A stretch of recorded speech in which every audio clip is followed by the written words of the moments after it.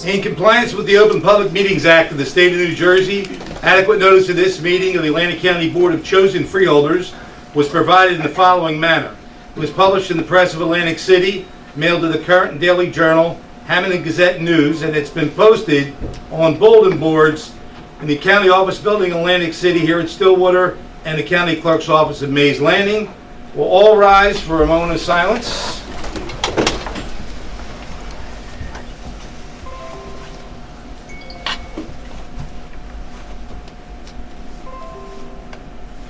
Sign. Who's got the prayer? A moment of silence. A moment of silence. Thank you. Please face the flag.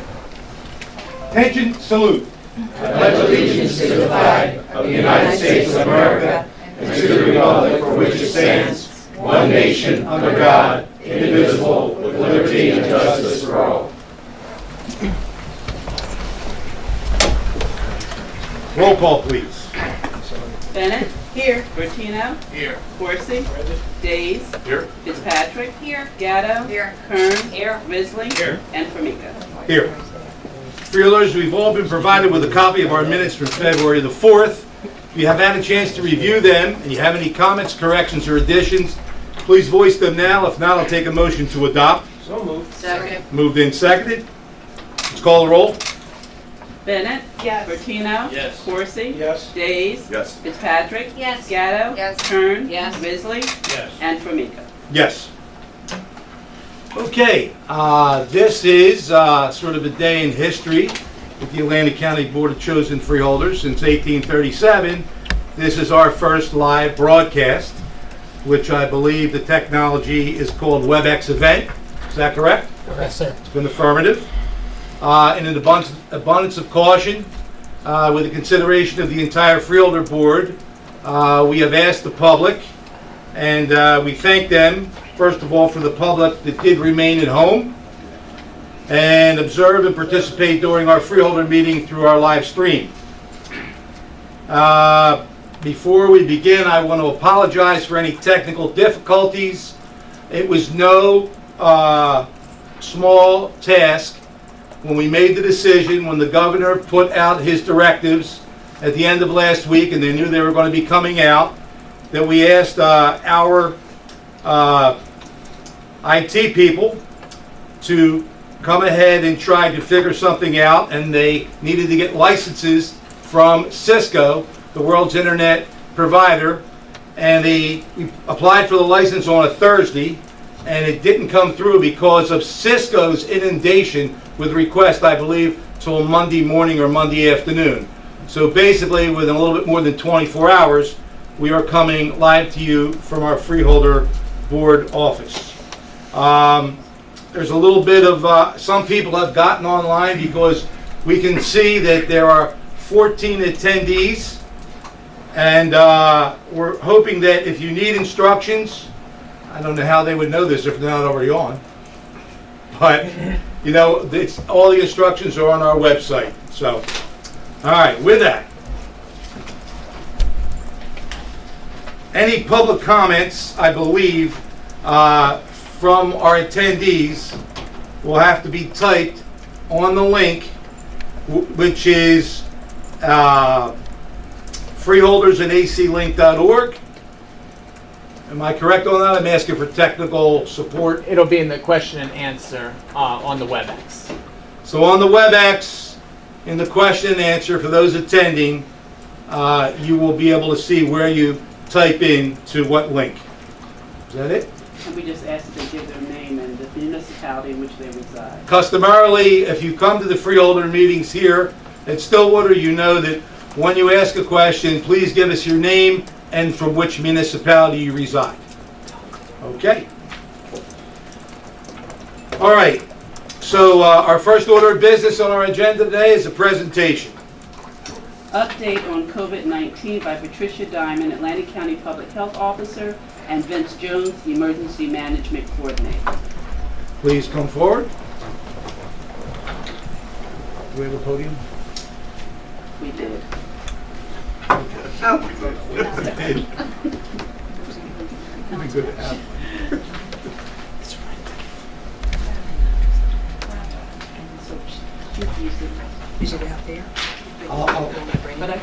She's using this screen, correct? Graham, she's using this screen? We're gonna look on this Okay. screen. I'm gonna angle it. Should we start the presentation now? Oh, okay.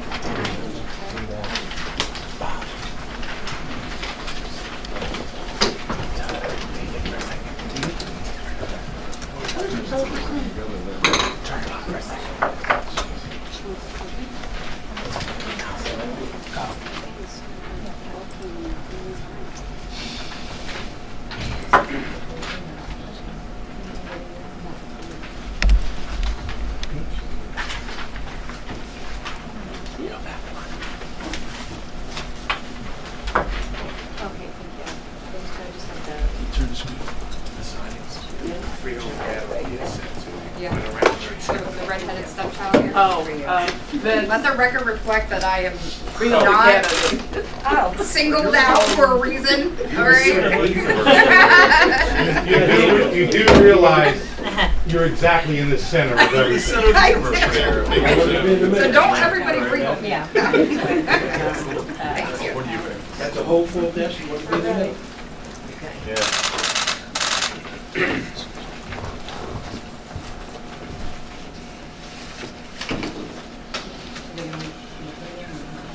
Here's my desk. Oh, wow. Right here. I'll move over. Okay, all righty, okay.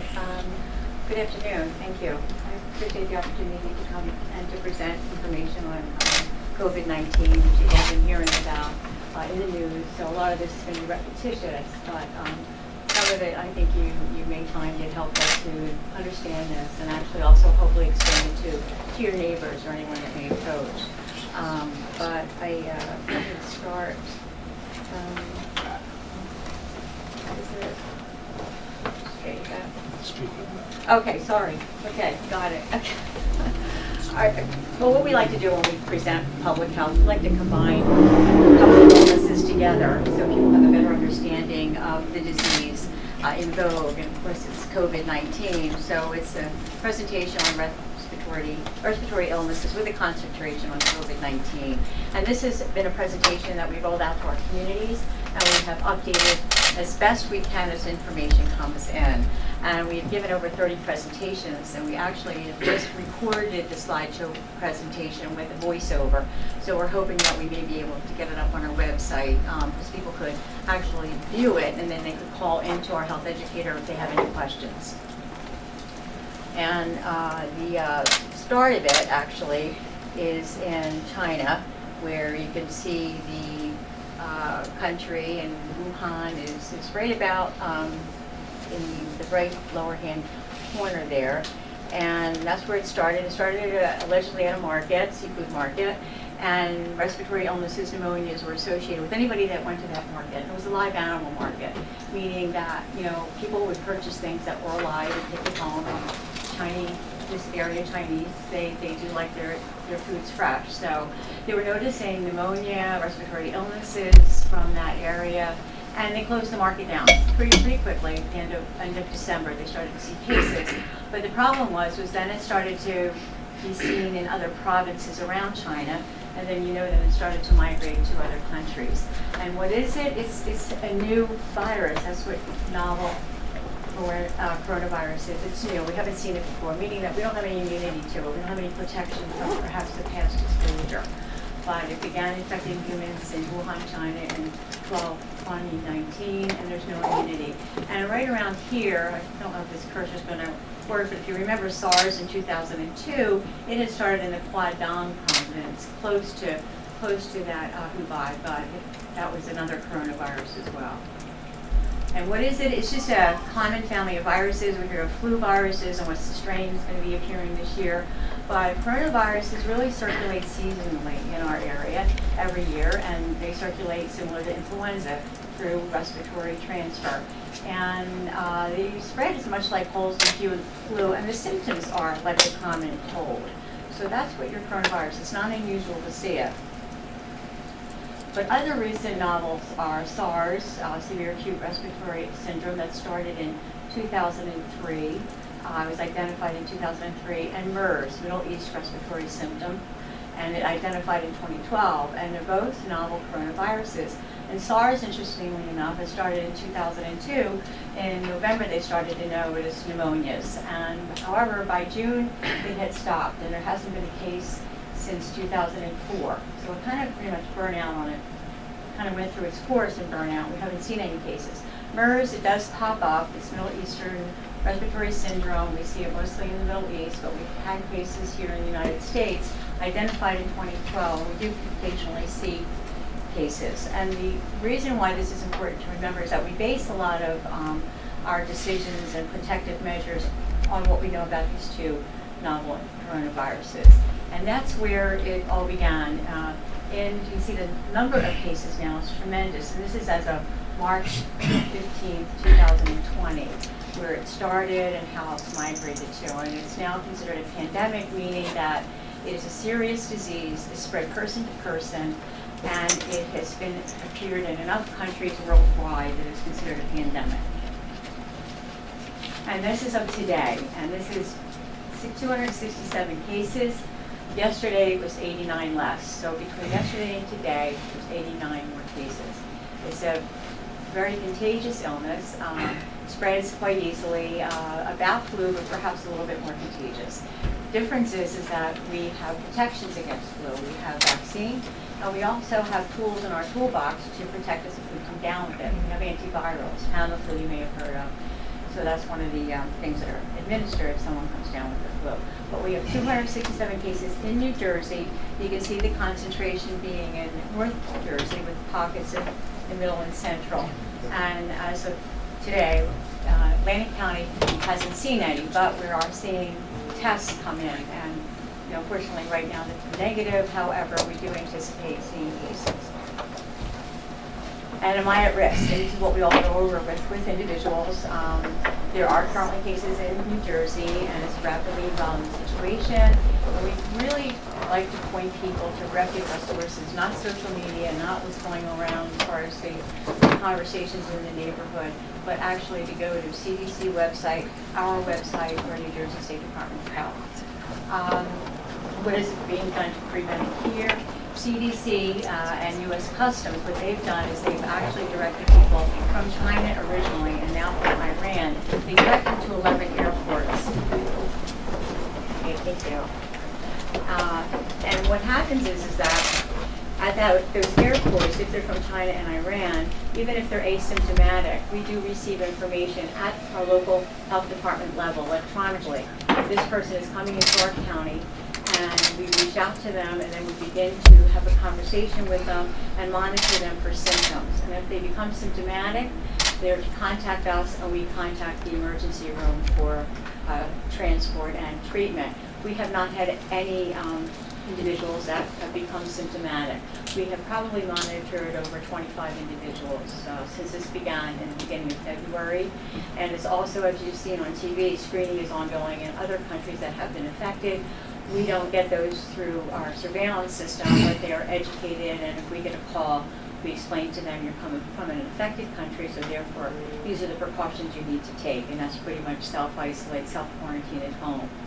So Pat, so just to reiterate that point, we are testing, we are monitoring. Right. We have not had any positive No. cases so No, far. No, we haven't. Because I know there's some skepticism that Atlantic County hasn't had any cases about the testing, but you're just confirming that we're testing, we're monitoring, we're following all procedures that are coming to us rigorously. Yeah, and if you Okay. saw from the slide, in New York, we're heavily laden with disease. Absolutely. And so then it migrated into North Jersey, a lot of traffic up there, and you can see where there's a couple of hits in Central Jersey, Yeah. but we do expect to see it. Like Cape May doesn't have any, Cumberland doesn't have any, Salem, Camden, I believe, has one or two. Anyone that comes in from Iran or China, we get notified of, we monitor. Anyone that is coming in from Europe or any of the affected covered countries, and that's a travel 3 category. We educate and let them know that they need to be self-isolated or self-quarantined for 14 days. If they exhibit symptoms, they're to contact their healthcare provider, and they can also contact us. So there is a lot of monitoring that's going on, either directly through our electronic surveillance system or actually through calls that we may get from individuals or family members. We're getting an awful lot of calls since this began. But the monitoring started from China on February 2nd, and it continues today. But we're not seeing a lot of those individuals because there's not many planes coming in from those countries, and from China there's none. Right. We would see them from JFK in Newark, but now we're not really seeing a lot. But what we're seeing is tests coming in that are negative, and if they're positive, we would follow up. And isolation versus quarantine, you hear this a lot. Isolation, if you hear it, isolation, self-isolation, that's someone that's symptomatic. So they are to stay away from people and they are ill. Quarantine is that they've been exposed to someone that they may be infectious, and the quarantine is just a period of time. So they may come down with symptoms, they're separated to monitor for them if they become symptomatic. So that's the difference. Isolation, you're sick. Quarantine, you've been exposed, and you have to pretty much self-quarantine to determine whether or not you become symptomatic to be protective. And it's the incubation period, again, is 2 to 14 days. And active monitoring versus passive monitoring. Active monitoring is actually when we get involved. When we reach out to the individual, we talk to them, we explain what they need to do to be protective of their family, of their community, and we follow up to ensure that their temperatures are normal, and if they exhibit symptoms, they know to contact us, and that we make arrangements for the hospital so that they can get there. Passive monitoring is pretty much that the individual is doing it on their own. You know, you monitor yourself for symptoms, you stay home, you stay home from work. If you become symptomatic, then you contact your healthcare provider. If you need any further information, you can contact us as well. So that's the distinction. Active, we're involved. Passive, they're on their own, and if they need any assistance, they contact us. And then this is just to give you an analogy to compare what COVID-19 disease is compared with influenza. Influenza hits us hard every year. We see it. It's a seasonal, very serious disease, and you can see the numbers that we have, deaths versus hospitalizations versus illnesses. We have, and this was based on 2017, 2018 year. If you can remember, that was a real severe year. We had a lot of cases. And this comes down to about 1 in 1,000 mortality rate with influenza during this severe year. So 1 in 1,000 succumb to the disease. But your hospitalizations we see with influenza, probably about 14 to 15% have to be hospitalized. But the thing is again, with influenza, we have a vaccine. So these numbers and comparing it to COVID-19 is hard. COVID-19 is wrong. There's no vaccine and there's no immunity. And then this is a report that appears every week from the Department of Health, and we emphasize that you may be coming down with respiratory symptoms that include similar symptoms to COVID-19, a fever, a cough. Influenza is out in our community, and this is taken every week. The State Department of Health gives a snapshot, and if you can see, our state is divided into regions. This is updated every Wednesday, tomorrow being the next update. You can see it's high, so there's a lot of cases. And this year we're seeing actually a lot of cases in children. So the symptoms of influenza, if you think about it, are fever, a cough, a body ache, so it's kind of similar. But we also test for other things as well, non-influenza respiratory viruses, the state monitors for.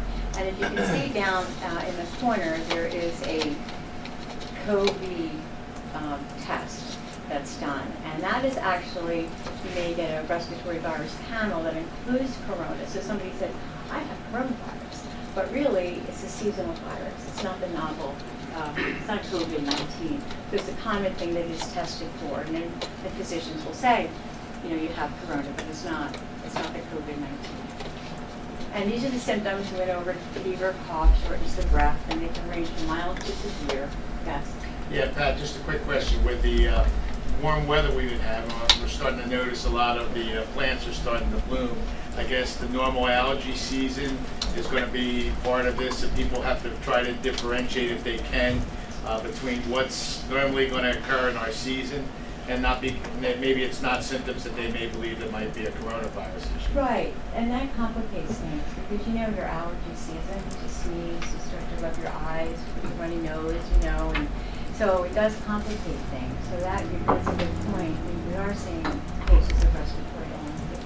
this year. But again, influenza is not over. And the one thing about these diseases, you kind of learn from one disease and you can apply it to the next. When we had H1N1 about 10 years ago, there was a lot of surveillance done as far as the level of influenza in the community. And we had kind of thought it would die out like March, but they did surveillance all year round. They found out that influenza strains do carry on, do circulate, maybe not as high as your January, February, or March, but the strains are at a higher level than we would expect. And we do still have our flu shots in our clinic. This is my plug. Okay, so Monday through Friday from 9 to 12, we have it here in Stillwater.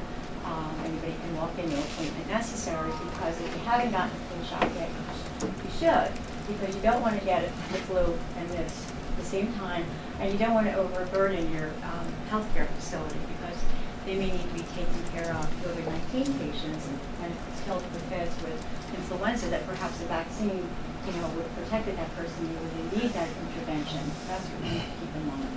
Okay. And it's just spread through droplets, sneeze, gets through the air, and also on surfaces. So we have to really watch close contacts with those who are sick, that's who would pick it up. And then it's touching any object or surface where the droplet may have landed on, so that's why we emphasize cleaning surfaces and covering your mouth with tissues or sleeve if you don't have one handy, and washing your hands often. And you've heard these over and over, and people will say, well, we already know that. And sometimes, we do, we always know that, but sometimes we need to be reminded, So like, it's how often did you wash your hands today, And you kind of look at it like, you put suntan lotion on once, well, is once going to get you through? No. So it's like really every couple of hours you can keep in mind, it's continuous. It's not phobic, but you have to keep in mind that you need to do it. And again, the incubation period is from 2 to 14 days. And what that means is that if you're exposed to someone that has COVID-19, you are incubating that for about 2 to 14 days. And during that time, if you have the disease, you will experience symptoms. And most people experience them really between about day 5 or 6. But treatment, there's no specific treatment. There's a lot of trials going on. So for any viral illness, we treat the symptoms. So, you give you hydrate, rest, fever-reducing medications, cough-reducing medications, and treatment in the hospital may be needed for the more severe cases, for a ventilator, or just to run an IV or something like that, or just to monitor to make sure that you don't get a secondary infection with a bacterial infection. Oh, shoot.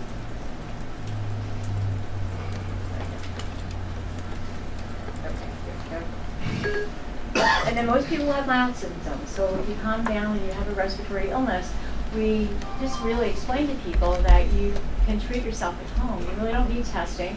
You get your rest, you get your fever-reducing medications, plenty of fluids and foods, but you also may have a flu.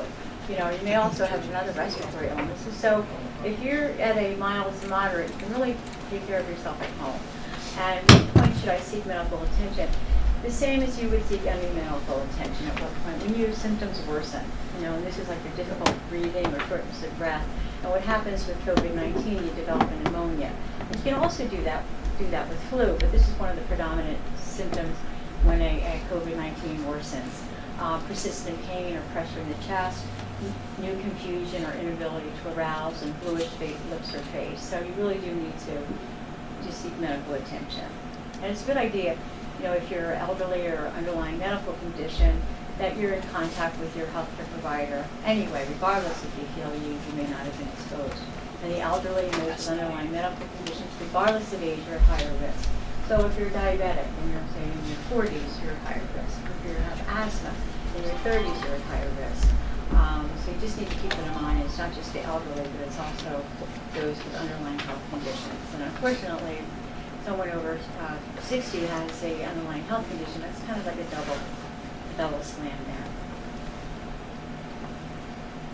And what should the elderly and those underlying medical conditions do? Have medications and supplies available on hand, and avoid close contact with people who are sick. So you really need to just to take care of yourself, and take everyday preventive actions, but really take care of yourself.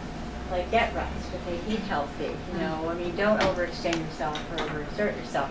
You need to just to stay healthy. So if you come down with anything, your resistance is better. Avoid crowds as much as possible, and that's pretty much continuing to be re-emphasized.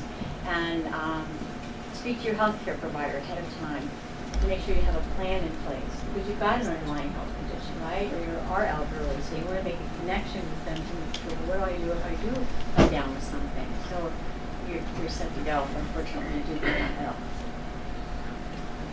And then children, some good news is that according to a study of 70,000 cases in China, approximately 2% of COVID-19 cases have occurred in children under the age of 19. And parents under the age of parents under age 19 who have underlying health conditions should talk to their healthcare provider to discuss risk and have a plan, just as was outlined at the side for older adults. So if you have a child, we have a lot of asthma in our county, so you really want to make sure to connect with them as far as what their advice is as far as if they come down with an illness.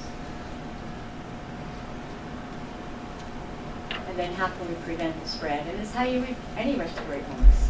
Cover your sneezes, your coughs, keep your hands away from your face, just be conscious of that.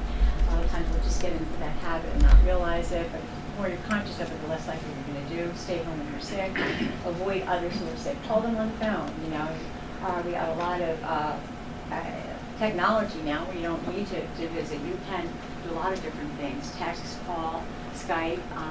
You also want to avoid others who are sick face-to-face. And clean commonly touched surfaces. And it can just be with your regular cleaning solutions that you usually use. And what is social distancing? And we're really hearing about that now. And that is just to avoid being in close contact with anyone. Being in close contact with anyone that may be carrying the disease or actually may be symptomatic. So you really want to maintain like about a 6-foot distance if you can. And prolonged contact is really what you kind of want to be aware of. You don't really want to be any closer than 6 feet for about 10 minutes. You really put a time period on that. So if you're just in a waiting room or something like that with someone that may be ill, that's all right, but that's that 6 feet distance that you really want to make sure you're aware of. And CDC doesn't recommend the routine use of face masks by the general public. You'll see it sometimes where a person will be wearing it, but they don't recommend that. The face masks are actually for those individuals that present with symptoms. So it actually keeps those germs with that patient. It doesn't spew them out like if a person was to cough. And these are just the 2 different types of masks. The first one is the more professional one that healthcare providers use. This is something that we would see hopefully when you go to a doctor's office and you're experiencing respiratory symptoms, that they'll put that on you so you're protecting the people around you. And it's also recommended if you're caring for someone who's sick, is to wear a face mask on the individual that's ill while you're caring for them. And who should be tested? There's specific criteria out there. Healthcare providers determine a person's level of risk and who should be tested. Now, what I distributed was actually a chart which actually gave a person's health status of where they are today and if they possibly were exposed to the disease as far as your level of risk. And that kind of outlines who should be tested and who actually should just be monitoring themselves for symptoms. And this criteria could change as time goes on. And as you can see that, this is actually what's consolidated onto one page that you have before you, and things change and they become actually a little bit easier to read and to understand. And when someone is calling, when you hear all the information on TV or whatever, and it is complicated, it's not an easy thing.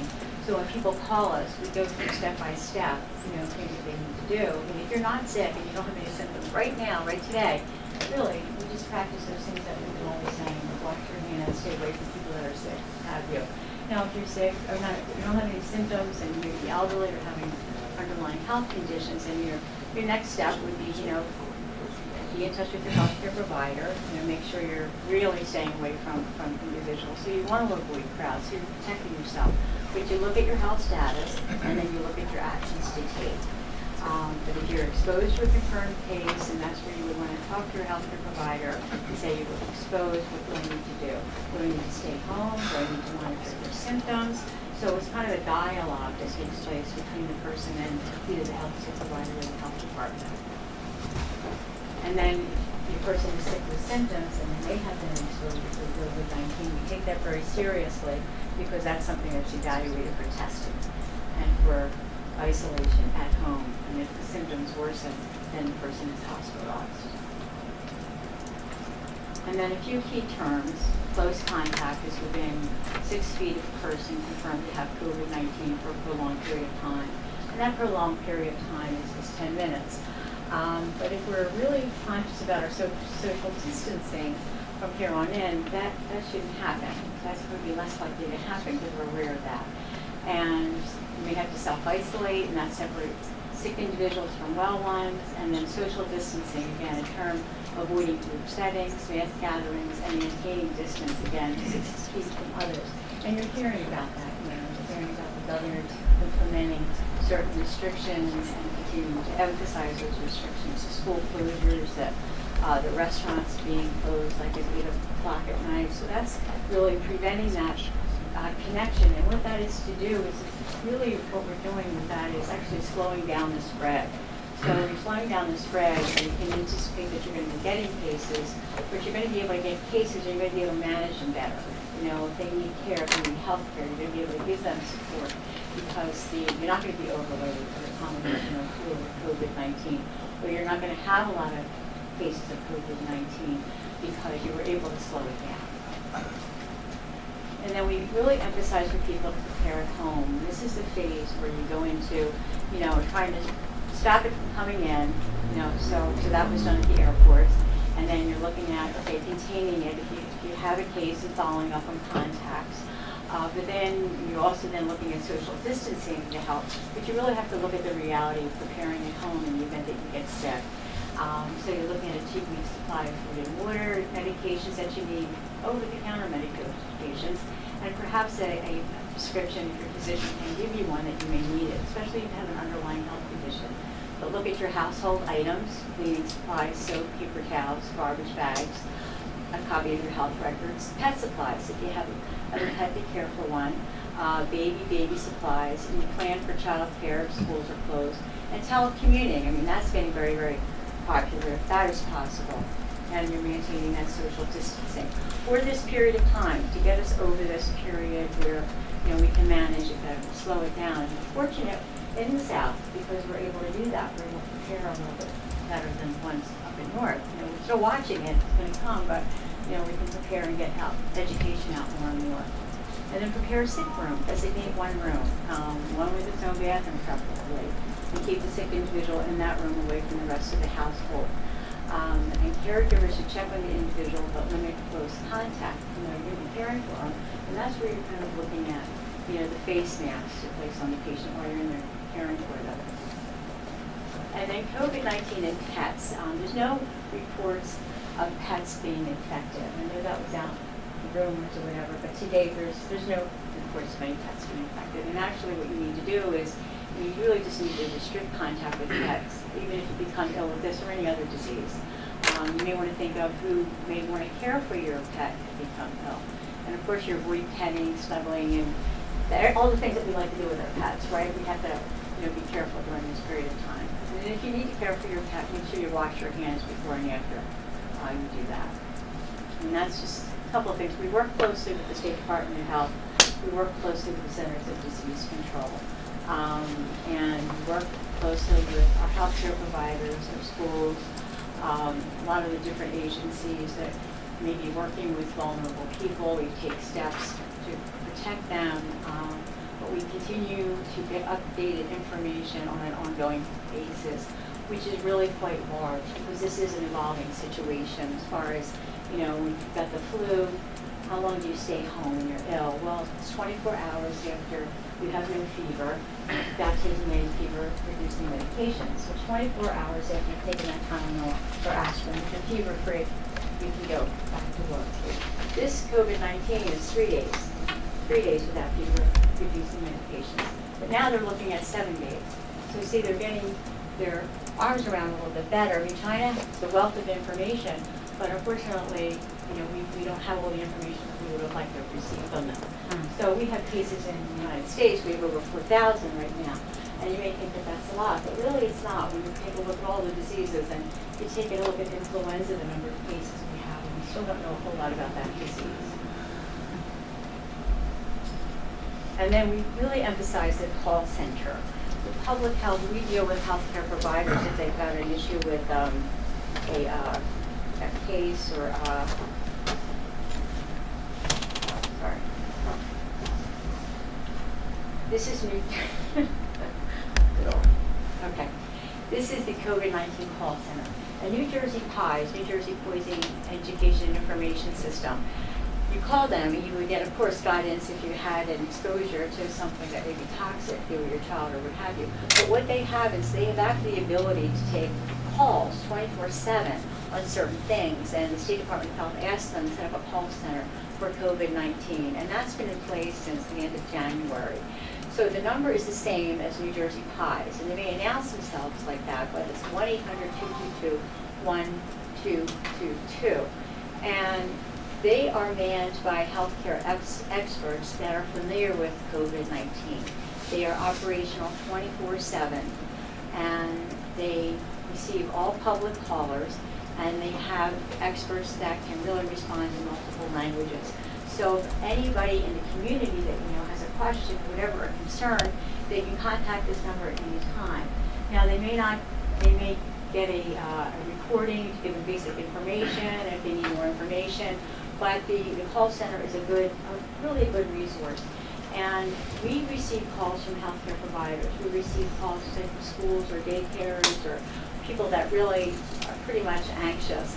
And so we really encourage the general public to use that call center. And those individuals that have been pleased with the responses that they've got.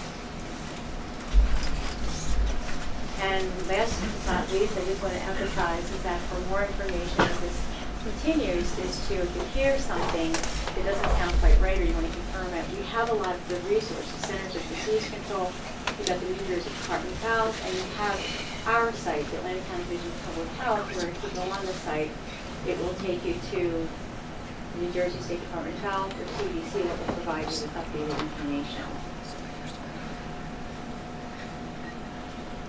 And then we all know that the public health emergency was declared. So that is a lot of information, and the tools that I gave you as far as what I distributed was looking at a lot of different education materials. This is a good document to take with you, and it just gives you the what is and can I get and how can I protect myself, and it also gives you website information. So we've actually posted this up on our website because it's new. It seemed like it was more reader friendly, and then also stop the spread of germs. So we change things up as we get more information, and we feel that it may be beneficial to the public to have something a little bit different.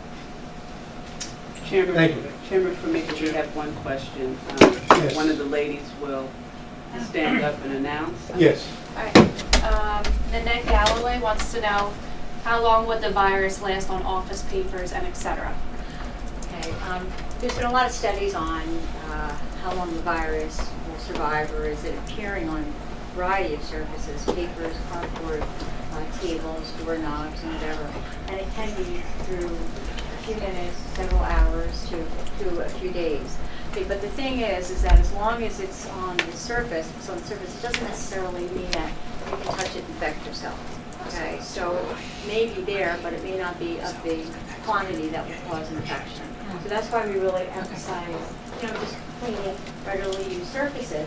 This is not going to be sterile. I'm here. I washed my hands. I'm sure this was washed. So I put my hand here. I may be picking up things, but it's not going to be the extent where I can become infected. So that's what we tell people to keep in mind. The important thing is to remember, a person is most infectious when they're symptomatic. So that's why you want to do that. Thank you. Mr. Chairman, if I may. Freeholder, of course.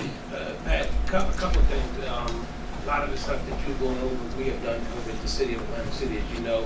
And most people do know that the city now is a 4-hour-a-day workplace closed to the public, except for Thursdays when you can come pay bills between the hours of 9 and 11. That was to keep the public safe and keep the employees safe from if anybody has the virus at all.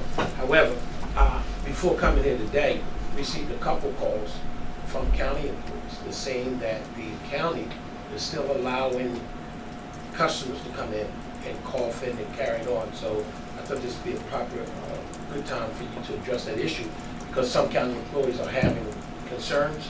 The county has some policies in place. What we need to make sure that the safety and welfare not only of the customers, but of our employees of the county are protected as well. We keep saying we have no confirmed cases in Atlantic County. That does not necessarily mean there are no cases in Atlantic, and not that you have even indicated that. One of the problems, not problems, but one of the situations in Atlantic City, because we're going from 8:30 to 12:30, would allow employees to continue to work close to the public as I indicated. I thought today what the Freeholder Board has done has set precedents in terms of streamlining the meetings, keeping the public at bay, so to speak, because we don't know who has the virus. There's a lot of information going around. We listened to the governor, another press conference at 2:30 today, continue to talk about additional deaths and more people attracted by the virus. But we talk about Atlantic County, Cape May County, and Cumberland County, where there's been no reportings of the cases at this point. That doesn't mean there's none out there. I think the public wants to be, I don't know how we assure them, but I think what happens is the county is taking the necessary steps to protect its employees and the general public. So those concerns that's coming from your workers in the county building, other buildings, they need to be addressed. I was going to address it to Jerry, but he's over in the corner. Since you started talking about it, I figured, I think you need to know about it. I don't know what other freeholders received called at this time. One thing that was done immediately was the education information was sent out to the employees. Actually, I hate to say it, but it was better than what public health was sending out. It was like, wait, let's look at it. This is a little bit better. So that was done. Okay. Some of the services now we're doing by phone, like our intergenerational services, the aging and disabled resource centers. People can call for services for any age line, and you're assessed, but instead of making an in-person assessment, it's done on the phone. So as far as the public in one of our buildings, they're not accessing it, everything is on the phone. Okay, so to be clear, Okay. and again, I can't speak for none of my colleagues for the calls in Texas that I received. In Atlantic City's county building, Okay. where people are coming to the welfare office, whether they sneeze in confident, whatever the case may be, the question becomes, what are we doing to protect the employees as well as the general public? Is there going to be anything that says close to the public for whatever hours? I know people have to get the welfare and food stamps, etc. Okay. We don't want the employees to think we're taking it lightly or Right. for Oh, granted. no, we're not. No. And we actually do get questions from employees, as well. I mean, it's not just exclusive to the Jerry's standing up. There would be- as well. But I just First of all, wanted the to- people that are complaining to you are the leadership that came here, complained about the contracts. So they call, leave a phone Jerry, number. If I may, all Okay, due respect, yes. some of them may have been union reps, but some of them have been actual employees. No, I'm not disagreeing. I'm saying to you, the ones who are calling me are the reps. They call and then they leave a number that you call, and it just, it's busy constantly. You can't give them an answer. They've all been told, all the employees were told, officially on Thursday, the building will be closed to all public. The only reason why we haven't closed it sooner was because while we spoke with the assistant commissioner on Friday, they didn't give us the directive until late on Monday. I've asked Forrest and his staff to sit down and prepare, their process that they're going to follow. They were able to do that today. We think we have everything in place. There's been a reduced number of people. People are coming into the building, very, very few. They're being told that applications will be taken by the phone. They're taking their phone numbers. And so officially the building will be closed. So what happens will be this with welfare. The only entrance that will be open in the building will be the front of the building. The only people allowed in the building, and the only reason why they can come into the building is applications will be taken online. In order to verify, you need documentation. They're asked to either mail the documentation in or bring the documentation in, and we have an area that they can drop the documentation off, and they'll get a receipt that we received the documentation. But that's it. Everybody else, will not be allowed in the building. They'll only be staff in the building. And they've become essential employees. This is one issue that they don't understand. The union doesn't understand. We've submitted the executive order and the policies that we've set up for personnel. We've sent it to all the unions. The welfare board, which under normal circumstances, if you had a storm, may not be essential. They're essential because the state is saying these applications still have to be taken, and we have to give them an opportunity to provide the services to these individuals. So that'll be my response when they answer the phone or whatever. So Jerry, Yeah. Chairman, if I may through you to Please. Jerry, really one quick question, I'll be done with it. So I'm clear. Yeah, Are you indicating that the county building is closed to the public yes. as effective when? Officially Thursday morning. Thursday morning? Yes, correct, yes. So, okay. Yeah. So And there's a whole bunch, I mean, I will do this with the board at some Okay. time. We will issue we have all the department heads coming in tomorrow. They've all been asked to put their plans together. Linda will sit with us as a public information officer. We will put all those plans in some kind of release. We'll make sure that the board gets that release. Example, home delivered meals, they're going. But the nutrition sites were closed, and everybody that goes to a nutrition site got a phone call from the site manager to say, we're willing to deliver the meal at home. And so we've collected all those numbers, and they started to provide the meals. So you know, in closing, Yeah. the city has done exactly that. Put all central, non-essential Right. employees together, emergency. Right. Those employees will be working from home by way of emails, texts, Right. laptops, etc. Right. Have to be accessible to take it. That's why the city Right. is saying on Thursdays you can come pay your taxes, health department, write a statistic, whatever the case may Right. be. So what we did in the city was we neutralized it, that when you come to the lobby of City Hall, Yeah. someone from that office has to come down to the counter. Yeah. You do not get to roam the building. Right. I think that's a good step in the right direction. Right. Let me just say this. Damn if you do and damn if you don't. The more you try to make sure that whether it's the Yeah. employees or the public is safe, somebody's going to complain Yeah. in the way in which you're trying to handle the situation. It's a moving puzzle, Yeah. and we're trying to learn as we all go. And I think we all would agree, every last one of us in this room, safety is our number one concern for everybody. And I think as long as we all working together, continue to get that message out to those employees, starting Thursday, it's close to the public. Yeah. I mean, it Right. eases some stuff, not everything. Right. Right. Thank you, Chairman. Freeholder Gatto? I think if people are looking for any kind of reassurance, Pat, they should listen to your presentation because your voice alone is so reassuring. And I think you're very calm, which is nice. And there was a lot of really good factual information there. I think that really dispels a lot of rumors that are out there, clarifies a lot of questions that people do have. So I just want to commend you because I think that that presentation is amazing. I think it's in really good context, and I think the delivery is also telling us we have this under control. We are doing everything that we need to do. It's going to be here at some point. Right. We're ready for it, and we're here to help. So I just want to commend you on all Oh, that. well, actually, it's my staff, they're here in Vince.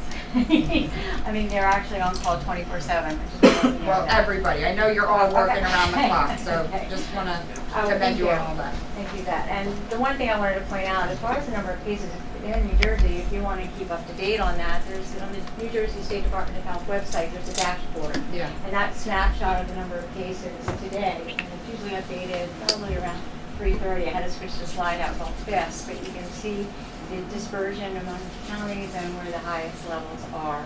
But but really, those protective measures, I mean, nothing is 100%, but we don't know if it's here, but we don't know if I have flu. You know, so that what you're gonna do is like you're gonna do those things, social distancing, wash your hands, cover your coughs. Okay, well, there you go. And the hand sanitizer, 60%, right? At least 60%. But it doesn't replace hand washing. That's the best thing that you can do, right? You only use the hand sanitizer if you don't have access to soap and water. And especially if you're working outside and you get your hands soiled, it's just not gonna do it. Because that hand sanitizer has to work on a surface that is clean, free of soil. Thank you. So that's just my plug. Any other Freeholder comments? Yeah, I just, Dave? Mr. Chairman, I just think the other thing that was reassuring was that, you're receiving information electronically and it's all being shared. Because again, there's a lot of misinformation out there that, how do we know that this hospital isn't communicating? So I think that was also reassuring, that everyone is sharing information, receiving information electronically. When we first started to see the people coming back from China and the planes arrived, we were going to get a heads up, and they said, okay, we're going to put this out, and we got on a Friday, like at 2 o'clock. You may receive some people coming back, and by 4 o'clock they were coming. protocol on how to manage it, read the material, made connections. And then that Tuesday, we met with all our healthcare facilities because we wanted to make sure if one of the persons that were being monitored became symptomatic, that would be a direct call to that hospital to let them know that someone was becoming it. So the communication was quick from the beginning, and it continues. Thank you. Okay? Any other field comments? Chairman Risley? Thank you. Well, Pat's been with the county many years. How long for that? Almost longer than you, John. All right, so you're a pro, we respect that. And I just wanted to comment too on the action, the swift action that Michelle Savage took in regard to our nursing home. As soon as the president came out and talked about that topic, it was done immediately. Visitors were cut off at the nursing home, which is important. And of course, the other concern I had when I called was the library, and that's of course been closed. That last day was Monday evening, so that was smart as well. So we're moving in the right direction, and we'll get through this. And this isn't our first disease. I hate to say Right. that. We've been through Right. Ebola in 2016, Sure. the H1? virus, we had Zika, H1N1, SARS. I don't know, it kind of tells me how long I've been here. I could go back, but we'll get through it. This is a tough situation, no doubt about it, but we'll work through it. Thank you very much. It was Okay. fantastic. Thanks, Pat. Vince, you got 1 minute. No, I'm only kidding. You have anything, Vince? All we're doing is obviously same thing, communicating out to the hospitals and EMS, fire agencies. And, for this event, when it's a health event, we support Pat and her team, and that's what we're doing. So, Right. and we're in communication every day. Right, electronic communication comes from CDC to the State Department of Health, and then we hub it out for our partners. And like Vince, we get it out to the fire, police, and EMS, and he's great about it. And we connect things from so there's communication. Vince, is OEM mobilized or not? We're monitoring. Okay. We have different people assigned to different tasks in the office for this event, and we're monitoring it. If one, like Patty said, once if it comes into the county and we have those cases, then the emergency operations center will ramp up to where it'll be staffed. Okay. 24 hours. Again, in support of the hospitals, the health departments, Got and the first responders. Okay, thank you very much. Appreciate it. Yeah, Chairman. Yes. Any days? I'm sure you're on top of this. I did ask Jerry earlier. There was a concern amongst some, first responders and teams about the PPEs. They've been asked to take a survey, and I guess their burn rate through the equipment. And again, I'm assuming that's all being coordinated and communicated. But It is. We're hourly, and I do mean hourly. We're monitoring where the personal protective equipment is, how much they have, what's available from the vendors, what the state may be able to receive.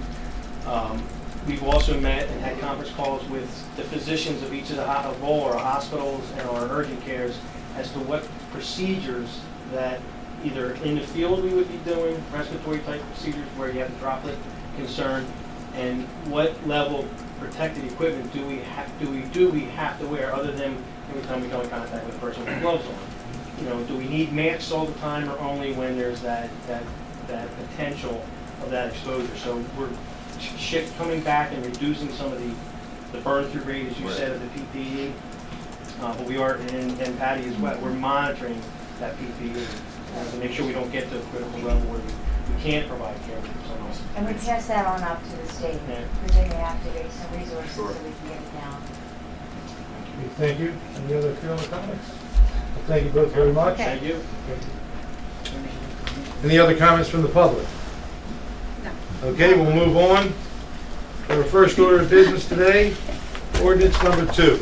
An ordinance to vacate and abandon clear site triangle covenant and restrictions concerning the Weekstown Community Church located on Pleasant Mills Road at block 6401, lot 26 in Mullica Township. First reading. Motion. Second. Moved in second, an ordinance in its first reading welcomes public comment in its second reading in 2 weeks. Any freeholder comments here on first reading? Seeing none, we'll call the roll. Bennett? Yes. Bertino? Yes. Corsi? First reading, yes. Days? yes. Fitzpatrick? Yes. Gatto? Yes. Kern? Yes. Risley? Yes. And Formica? Yes, moving on to grants. 125. Grant application to the New Jersey Division of Highway Traffic Safety for funding the 2020 Distracted Driving Crackdown Program, amount not to exceed $40,000. Second. Moved and seconded. Any public comment?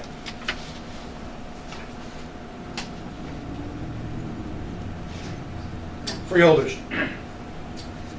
We'll call the roll. Bennett? Yes. Bertino? Yes. Corsi? Yes. Days? Yes. Fitzpatrick? Yes. Gatto? Yes. Kern? Yes. Risley? Yes. And Formica. Yes.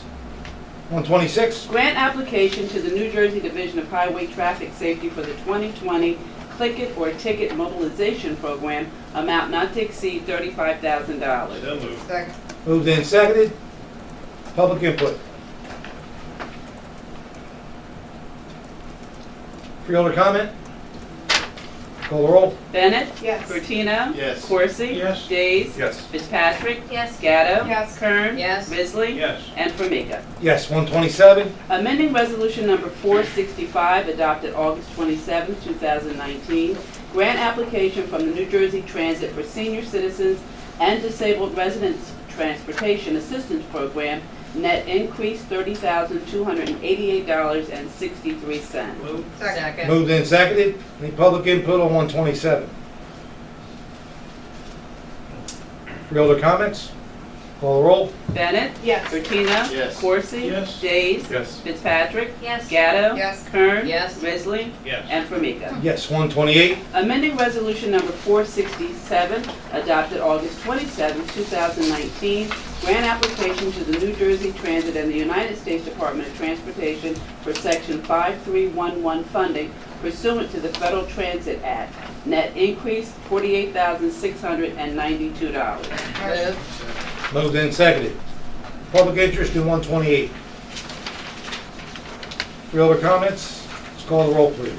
Bennett? Yes. Bertino? Yes. Corsi? Yes. Days? Yes. Fitzpatrick? Yes. Gatto? Yes. Kern? Yes. Risley? Yes. And Formica. Yes. 129. Professional services. Professional services agreement with Atlantic Care Physician Group, PA, and Health Med Associates, PC, doing business as Health Med Urgent Care to provide post-offer pre-employment physicals and associated diagnostic testing to prospective employees for designated positions. Amount not to exceed $30,320. Second. Moved and seconded. Public input on 129. Freeholder comments? Let's call the roll. Bennett? Yes. Bertino? Yes. Corsi? Yes. Days? Yes. Fitzpatrick? Yes. Gatto? Yes. Kern? Yes. Risley? Yes. And Formica. Yes. 130, please. Renewal agreement with Community Food Bank of South Jersey to provide social services for the homeless. Amount not to exceed $48,000. Second. Moved and seconded. Public concerns on 130.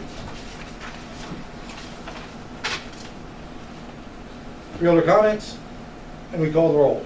Bennett? Yes. Bertino? Yes. Corsi? Yes. Days? Yes. Fitzpatrick? Yes. Gatto? Yes. Kern? Yes. Risley? Yes. And Formica. Yes. 131. Amending Resolution Number 378, adopted July 2nd, 2019, agreements with Stockton University and Ideal Institute of Technology for a Workforce Innovation and Opportunity out-of-school youth program.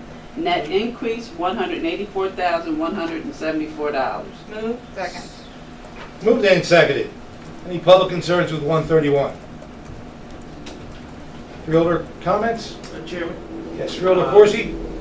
just want to know that we talked about this in committee meeting, and I did have a question about this close to $1 million to Stockton University, and our chairwoman and our county administrator had taken me to school and gave me the necessary information. I was asking, I think it's, once Jerry explained it to them, I thought it was an ideal, excellent program, No pun. and that we just hope, what was it? No pun intended. No pun intended.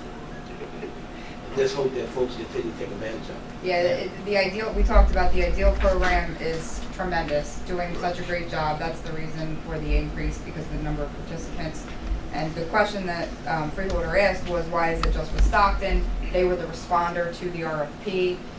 Their opportunity was made to some of our other higher education facilities in the county. They chose not to respond to that one, but they respond to other different ones that Stockton doesn't. So there's, varying programs all over the place, but great work here going on with Ideal. Thank you. Any other comments? Let's call the roll. Bennett. Yes. Bertino. Yes. Corsi. Yes. Days. Yes. Fitzpatrick. Yes. Gatto. Yes. Kern. Yes. Risley. Yes. And Formica. Yes, 132, please. Renewal bid contract with WB Mason Company to furnish and deliver miscellaneous office supplies, amount not to exceed $152,624.13. Second. Moved and seconded. Public concerns on 132. Freeholder comments? Call the roll. Bennett. Yes. Bertino. Yes. Corsi. Yes. Days. Yes. Fitzpatrick. Yes. Gatto. Yes. Kern. Yes. Risley. Yes. And Formica. Yes, 133. Change order number 1 and final, contract with Arrowhead Paving Company Incorporated for resurfacing of Blue Anchor Road, Section 1 in the Borough of Buena. Net decrease $84,666.83. Second. Moved and seconded. Public comment, 133. Freeholders, call the roll, please. Bennett. Yes. Bertino. Yes. Corsi. Yes. Days. Yes. Fitzpatrick. Yes. Gatto. Yes. Kern. Yes. Risley. Yes. And Formica. Yes, 134. Renewal lease agreement with the State of New Jersey Division of Property Management and Construction for the Juvenile Justice Commission to occupy Harbor Fields Detention Center, amount not to exceed $157,276 per year for a 5-year period, revenue generator. Second. Moved and seconded. Public concerns with 134. Freeholder comments? Please call the roll. Bennett. Yes. Bertino. Yes. Corsi. Yes. Days. Yes. Fitzpatrick. Yes. Gatto. Yes. Kern. Yes. Risley. Yes. And Formica. Yes, on the miscellaneous, 135. Amended agreement with the Borough of Buena regarding replacement of Plymouth Street Culvert BB-111 to extend the term date only, no additional cost. Motion. Second. Moved and seconded. Public concerns with 135. Freeholders, we'll call the roll. Bennett. Yes. Bertino. Yes. Corsi. Yes. Days. Yes. Fitzpatrick. Yes. Gatto. Yes. Kern. Yes. Risley. Yes. And Formica. Yes, 136. Agreement with the City of Margate concerning jurisdiction and cost sharing for repaving of the intersection of Jerome Avenue, County Route 563, and Amherst Avenue, amount not to exceed $49,115.97. So moved. Second. Moved and seconded. Public concerns with this paving job. Freeholder comments. Chair, I just want to also highlight, as discussed in our meeting, we're actually getting a little bit more paving out of this project because of the cost-sharing partnership. We were able to extend those dollars a bit in that area, so a good move and good partnership there. Thank you. I'm personally familiar with this site. It's only about 5 years old. It was a minor sinkhole Yeah. that nobody wanted to fix. Is there a date to repair this?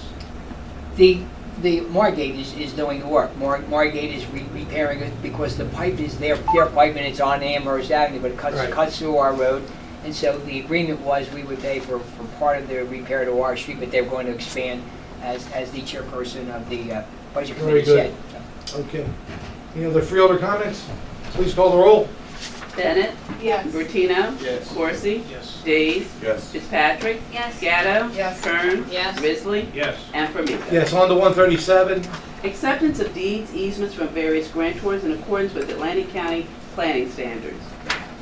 Second. Moved and seconded. Public concerns? Freeholder comments? Call the roll. Bennett. Yes. Bertino. Yes. Corsi. Yes. Days. Yes. Fitzpatrick. Yes. Gatto. Yes. Kern. Yes. Risley. Yes. And Formica. Yes, 138. Authorizing an agreement of sale and to execute such documents as necessary to acquire approximately 35 acres of land designated as Block 854, lots 44 through 50 in Hamilton Township for open space preservation purposes, amount not to exceed $96,000. Move. Second. Moved and seconded. Any public interest in this resolution? Freeholder comments? We'll call the roll. Bennett. Yes. Bertino. Yes. Corsi. Yes. Days. Yes. Fitzpatrick. Yes. Gatto. Yes. Kern. Yes. Risley. Yes. And Formica. Yes, 139. Business associate agreement between the New Jersey Department of Human Services, Division of Aging Services, and the Atlantic County Office on Aging to be included with the 2020-2021 State Health Insurance Assistance Program grant. Move. Second. Moved and seconded. Public concerns at 139. Freeholders? Call the roll. Bennett? Yes. Bertino? Yes. Corsi? Yes. Days? Yes. Fitzpatrick? Yes. Gatto? Yes. Kern? Yes. Risley? Yes. And Formica. Yes, 140. Resolution to comply with the Department of Human Services requirement for a standardized resolution to be filed with the 2020-2021 State Health Insurance Assistance Program grant by the Atlantic County Office on Aging. Move. Second. Moved and seconded. Public concerns. Freeholders? Let's call the roll. Bennett? Yes. Bertino? Yes. Corsi? Yes. Days? Yes. Fitzpatrick? Yes. Gatto? Yes. Kern? Yes. Risley? Yes. And Formica. Yes, 141. Alternate method contract with Unitronics Data Systems Incorporated to provide maintenance services for the abacus and administrative software for the Department of Family and Community Development, amount not to exceed $65,651.16. Second. Moved and seconded. Any public questions? Freeholders? Let's call the roll. Bennett? Yes. Bertino? Yes. Corsi? Yes. Days? Yes. Fitzpatrick? Yes. Gatto? Yes. Kern? Yes. Risley? Yes. And Formica. Yes, 142. Contract with Jefferson Solutions Incorporated for quotes for actual analysis of post-employment dental and vision benefit liability, amount not to exceed $5,930. Move. Second. Moved and seconded. Any public questions? Freeholders? Let's call the roll. Bennett? Yes. Bertino? Yes. Corsi? Yes. Days? Yes. Fitzpatrick? Yes. Gatto? Yes. Kern? Yes. Risley? Yes. And Formica. Yes, 143. Amending Resolution Number 238, adopted April 16, 2019, renewal agreement with John Brooks Recovery Center for the provision of a methadone treatment program to inmates at the Atlantic County Justice Facility, amended program amount $255,406. Move. Second. Moved and seconded. Public input? Freeholders? Let's call the roll. Bennett? Yes. Bertino? Yes. Corsi? Yes. Days? Yes. Fitzpatrick? Yes. Gatto? Yes. Kern? Yes. Risley? Yes. And Formica. Yes, 144. Emergency contract with Diamond Lumber for the purchase and delivery of pressure-treated lumber for emergency bridge repair work on Dorset Avenue Bridge and stock replenishment, amount not to exceed $800. Second. Moved and seconded. Any public comments on this purchase? Any freeholder comments? Let's call the roll. Excuse me, Chairman. Freeholder? course. Just a comment really to Jerry. $800 for emergency lumber for the bridge. Right. No town, no local shared services, municipalities were able to. Not for this, not for the wood that they needed. Not for the wood. But that, not for the wood they needed, so it was, We may have Dorset Avenue, yeah. yeah. They call around, but you know. I'm curious, Jerry, I know this is a historic Yeah. bridge. We had to send to Japan one time to get certain No. bolts to fix it. Am I right? Yeah, We We did. absolutely That did. was- That's We what- absolutely yes, did. Well, yeah, The port bridge. So I want to know, for this $800, this is like 1 2x4? no. What is No, this? you know what it was we did the Underhill Bridge and we ordered, we had some obviously in stock. Then we ordered wood for the Underhill Bridge. We finished the Underhill Bridge. In the meantime, this became a tripping hazard at Dorset Avenue. Okay. And they ordered more wood. They just forgot that they exceeded the, you're not allowed, with a certified purchasing agent, without going to bid, you're allowed to go up to $40,000. When they finally ordered, it was like $800 over. How much wood is it? Well, it just shows you we're honest about this. I mean, I don't know what to tell you. So the total amount of wood we got for the year under those conditions wound up being like I $40,800. just want to know, what kind of wood is this for $800? Is it Oh, it's just treated lumber. That's all it is. how much? Regular What, treated board, lumber. 2 boards, 10 boards? Oh, well, I don't know. It was Okay. like a whole. It was a whole walkway along Dorset Avenue. So it's an Right. appropriation. Yeah. okay. Yeah. All right, any other questions? Let's call the roll. Bennett? Yes. Bertino? Yes. Corsi? Yes. Days? Yes. Fitzpatrick? Yes. Gatto? Yes. Kern? Yes. Risley? Yes. And Formica. Yes, 145.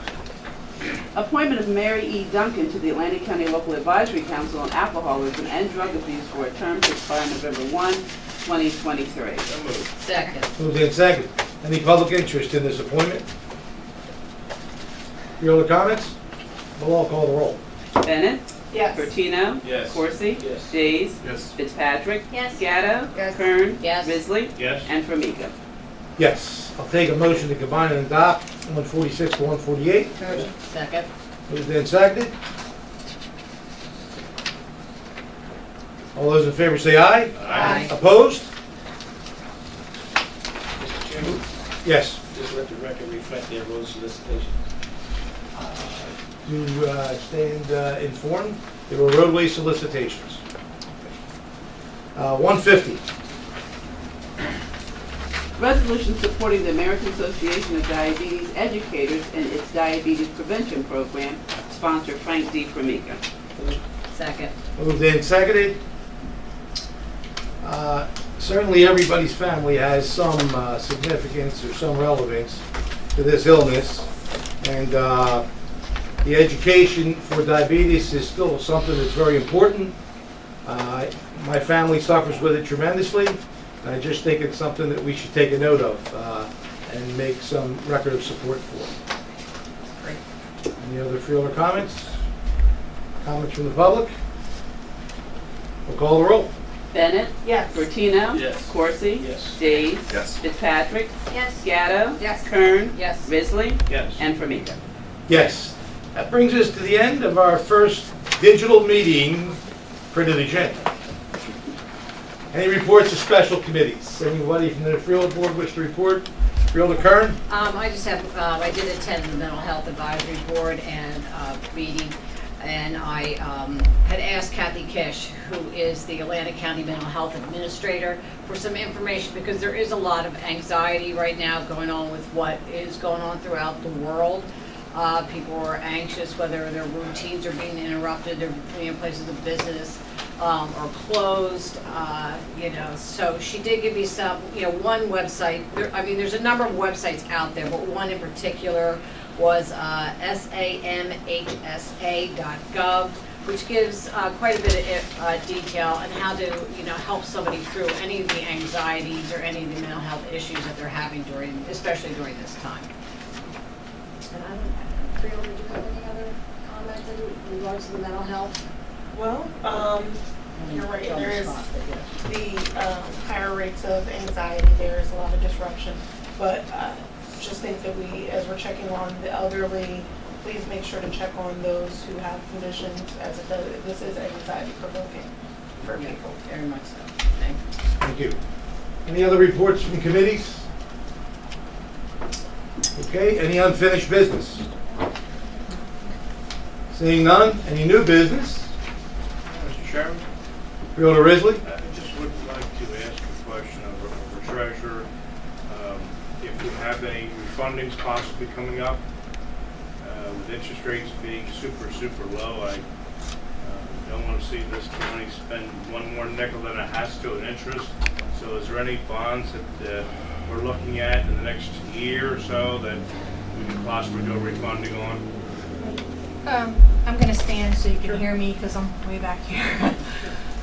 This did actually come up at our last committee meeting, and recently we received communication from bond counsel saying that there's volatility in the marketplace right now, and that they were actually recommending that we don't go out for bonds at this point in time, and that our financial our Acacia, who's our financial advisor, generally looks for those opportunities that you're talking about, and they make sure that I'm informed, and then we talk about it and make a decision on whether we're going to move forward. How far out normally do they look?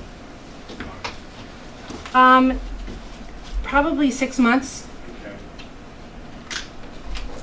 and at this point in time, I haven't had any notices that there are some bonds that are ready to be refunded. Thank you. But we do and always plan on doing a sale before June 30th. Right. Generally for the Chapter 12, which is the college bonds. I'm hopeful that by June 30th there'll be a market for the bonds. And if we have to put that off for a short period of time, we'll do that. Thank you. Thank you. Anything else on the new business? Seeing none, we all received some form of correspondence, communications or petitions. Anyone wish to discuss at the board today that correspondence? Seeing none? Okay. For the attendees listening online, we now open up the meeting to any public comment. Anyone in the public? Nanette Galloway would like to know, Cape May County Freeholder Gerald Thornton has asked out-of-town visitors to stay in their primary homes. Extra folks may stress the medical system and supermarkets. Will Atlantic County do the same? Well, if I had to make a direct response to that, not knowing what Jerry Thornton actually was considering, I don't know what jurisdiction we would have from keeping people away from their second homes, but it's a question, I guess, that we can look into. And it's best, I think, asked of our health experts to find out what the effectiveness of that would be. Any other questions from the public? Seeing none? If one pops up, let us know. All right, any freeholder comments? Mr. Chairman. Freeholder Corsi. If I may, for just about a few minutes. First of all, let's thank our staff at IT for an outstanding job. We came in there, I thought we were going to a studio. Some of my colleagues probably have never been on TV live, and they have shown they can behave when they are being monitored. Especially. Thank you for your expertise. But I think let's remind the public, all of our meetings are available on But not YouTube. live. All right, I'm just I saying. said live. I was very clear. I said live. But in all seriousness, I thought this was a great opportunity to let the public know that they were not being shut out, that it was going to be because of a safety issue.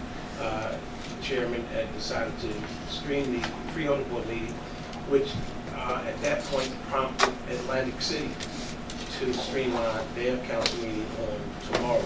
So we have started a trend, and probably other municipalities will now start kicking in because it's a safety issue. Everybody knows how serious we are taking this virus, and that it's in the good of the public right now. Not that you're trying to shut them out, but for the safety and concerns of everybody. I thought it went very well today. We hope and encourage the residents of Atlantic County to take advantage of it, call in, give their concerns and comments during our meetings. And I'm sure, Chairman, this is until further notice. We're taking it, we have an advisement from the state, the governor, and from our own health. Yeah, this could last, months. Again, it's all good, and you know how serious this epidemic is at this point in time. On my way in, now they have orders and malls to be closed, so this is no joke. Restaurants in Atlantic City, as Frank and our chairman can attest to, I haven't seen Atlantic City go dark like that since Sandy, and it was another thing we had to close down. In Atlantic City, restaurants, as you know, is open from 5 a.m. to 8 p.m. All over Atlantic County, Freeholder. The whole county, but Atlantic County. Yeah, you said Atlantic City. I'm talking particularly about Atlantic City because that's the engine that drives everybody else. And there's a lot of people that's going to be out of work and work in the casino industry. so what you just said there is that the ghost part of Atlantic City was the fact that over 20,000 full-time workers are not entering the city today. 20,000. And then you take the incalculable thousands of support services. Right.